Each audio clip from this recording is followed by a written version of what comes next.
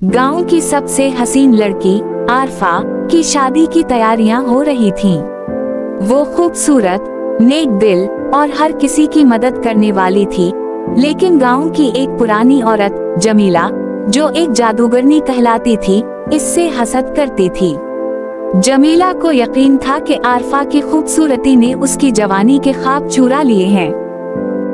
एक दिन जब आरफा ने जमीला को मदद देने से इनकार कर दिया, तो जमीला ने गुस्से में आकर कहा, अगर तू खुद को सबसे खूबसूरत समझती है तो देख मैं तेरा असल रूप लोगों को कैसे दिखाती हूँ।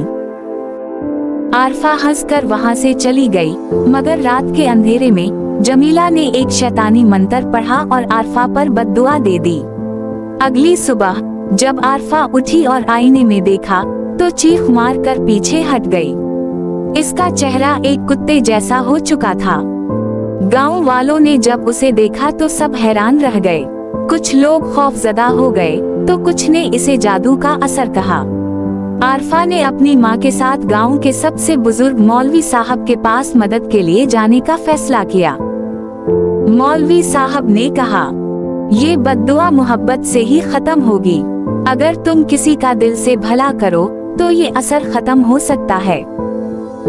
आरफा ने अपने खौफ को पीछे छोड़कर लोगों की मदद करना शुरू की। वो बीमारों की तीमारदारी करती, जरूरतमंदों को खाना देती और सबके साथ अच्छे सलूक से पेश आती।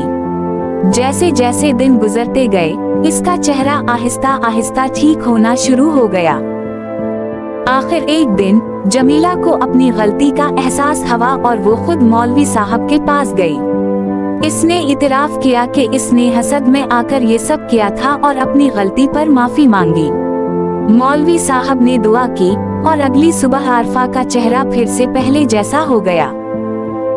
मगर गांव में आज भी लोग कहते हैं कि अगर कोई किसी से हसद करे और बद्दुआ दे तो वही बद्दुआ एक दिन इस पर लौट आती है। जो किसी के लिए गड्ढा खोदता है वो खुद इसमें गिरता है।